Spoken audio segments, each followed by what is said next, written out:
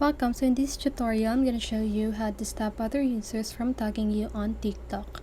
So if you want to know how I did it, just keep on watching.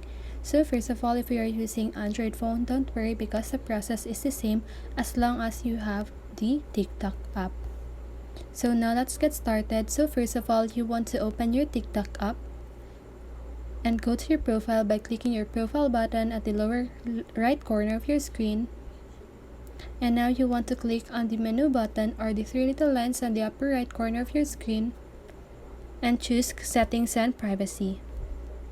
So now just go ahead and click on Privacy and scroll down until you see Mentions and Tags.